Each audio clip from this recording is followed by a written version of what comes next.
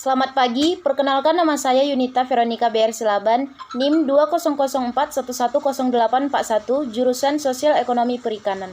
Baiklah, saya akan menjelaskan materi mengenai osmoregulasi dan urogenital. Mata kuliah Fisiologi Hewan Air. Untuk masuk ke pembahasan mengenai proses osmoregulasi pada ikan air tawar dan ikan air laut, sebelumnya saya ingin bertanya terlebih dahulu, apakah semua ikan itu dapat minum air? Untuk lebih jelasnya, kita masuk ke pembahasan mengenai proses osmoregulasi pada ikan air tawar. Osmoregulasi pada ikan air tawar melibatkan pengambilan ion dari lingkungan untuk membatasi kehilangan ion. Air akan masuk ke tubuh ikan karena kondisi tubuhnya hipertonik, sehingga ikan banyak mengekresikan air dan menahan ion.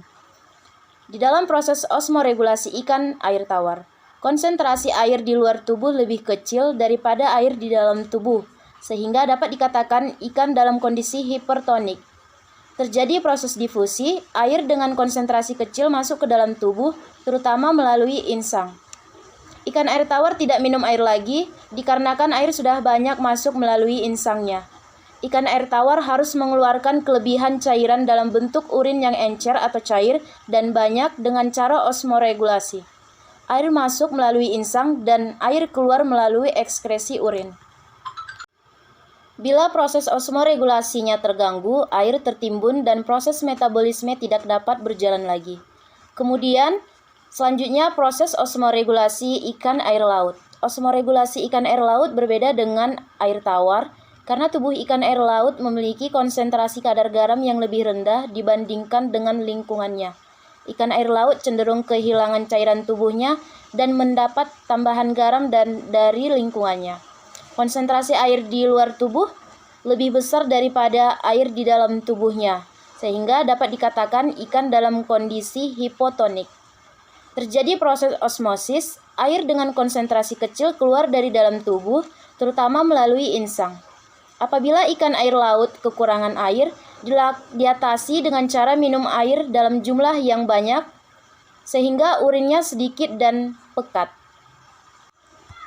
Karena air terus cenderung keluar dari tubuhnya, ikan air laut harus banyak minum dan sedikit mengeluarkan urin dan pekat. Bila proses osmoregulasinya terganggu, air keluar dari dalam tubuh dan proses metabolisme tidak dapat berjalan lagi.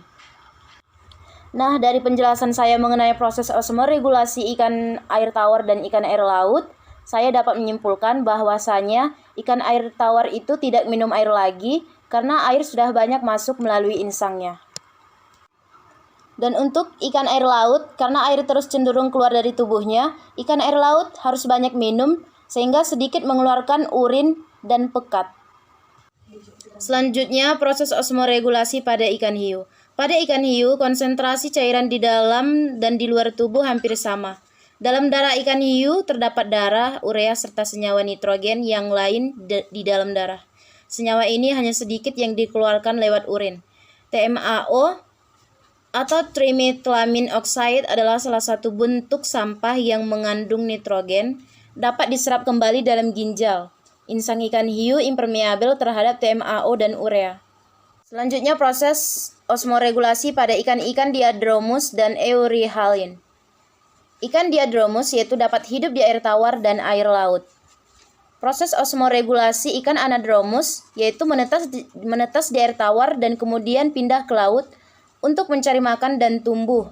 Ikan akan kembali ke air tawar untuk bereproduksi. Contoh ikan diadromus yaitu ikan salmon.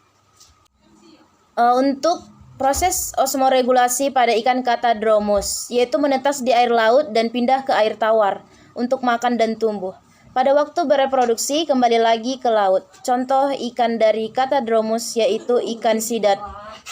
Pada ikan-ikan diadromus ini, kemampuannya untuk hidup di air dengan salinitas yang berbeda tergantung dari tahapan dalam hidupnya. Proses perkembangan kemampuan osmoregulasi ini seiring dengan proses perubahan fisiologi dan morfologi. Ikan ini tidak dapat bolak-balik dari air tawar ke air laut atau sebaliknya. Tahap perkembangan tertentu hanya dapat hidup di lingkungan tertentu. Misalnya pada ikan salmon, pada ukuran panjang tubuh 10-15 cm, mulai menyesuaikan diri untuk hidup di air dengan salinitas tinggi. Ikan euryhalin yaitu dapat hidup di air tawar dan air laut atau bolak-balik. Ikan mempunyai toleransi yang tinggi terhadap salinitas sehingga dapat pindah dari lingkungan yang satu ke lingkungan yang lain. Ikan mampu menyesuaikan mekanisme osmoregulasi dengan cepat tergantung dari kecepatan mereka dalam berpindah habitat. Untuk beradaptasi terhadap lingkungan laut, ikan euryhalin minum air laut. Misalnya ikan trout dan belut atau sidat. Pada saat hidup di air tawar mereka tidak minum air, tetapi saat hidup di air laut mereka minum air 4-15% dari berat tubuh per hari. Ada juga ikan-ikan yang merubah fungsi ginjalnya. Untuk beradaptasi terhadap air laut, proses filtrasi pada ginjal berhenti dan proses penyerapan air meningkat. Biasanya kondisi darah menjadi stabil dalam waktu 5 hari. Selanjutnya masuk ke pembahasan sistem urogenital. Sistem urogenital adalah sistem organ dari sistem reproduksi dan sistem kemih.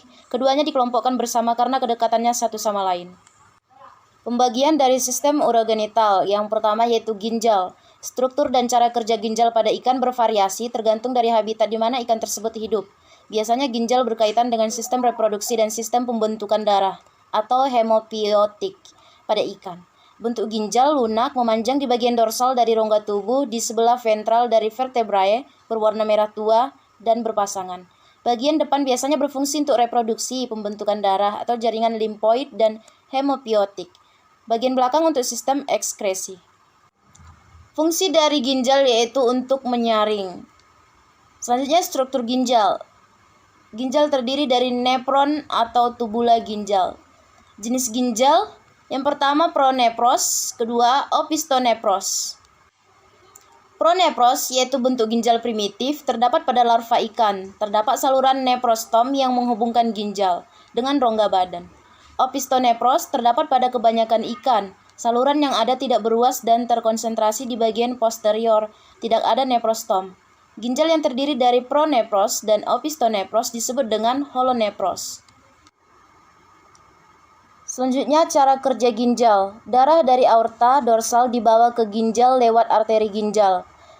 Kemudian melewati kapiler pada glomerulus dan melewati kapiler di sekitar tubulus. Kemudian meninggalkan ginjal lewat vena ginjal. Sistem ekskresi ikan air tawar. Ikan air tawar cenderung menyerap air dari lingkungannya dengan cara difusi. Insang ikan air tawar secara aktif memasukkan garam dari lingkungan ke dalam tubuh.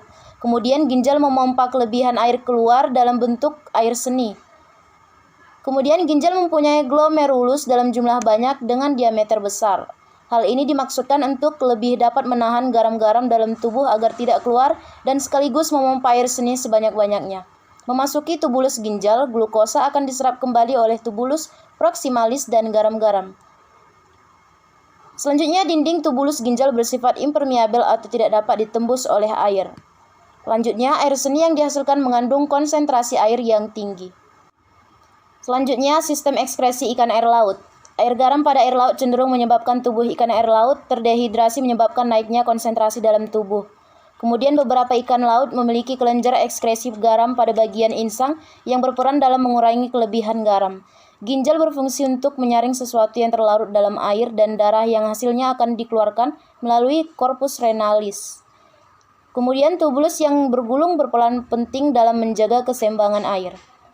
Kemudian hasil yang hilang pada bagian tubulus nefron termasuk air dan yang lain diabsorpsi kembali ke dalam aliran darah. Baiklah, kesimpulan yang dapat saya sampaikan yaitu osmoregulasi merupakan proses yang dilakukan hewan air untuk mengontrol keseimbangan cairan tubuh akibat adanya perbedaan tekanan osmosis antara cairan tubuh dengan lingkungan. Proses tersebut merupakan suatu homeostasis, yakni usaha ikan untuk mempertahankan keadaan stabil melalui suatu proses aktif melawan perubahan yang terjadi akibat perbedaan tekanan osmotik lingkungan dengan tekanan osmotik cairan tubuhnya. Selain dilakukan oleh organ-organ tubuh ikan seperti ginjal, insang, kulit, dan saluran pencernaan, hormon dan syaraf juga memegang peran yang sangat penting dalam proses osmoregulasi. Mekanisme kerja sistem hormon dan syaraf terhadap osmoregulasi pada ikan merupakan satu kesatuan yang sinergis, berintegrasi, dan saling melengkapi sehingga tidak dapat dipisahkan. Demikian penjelasan saya mengenai materi osmoregulasi dan urogenital. Terima kasih.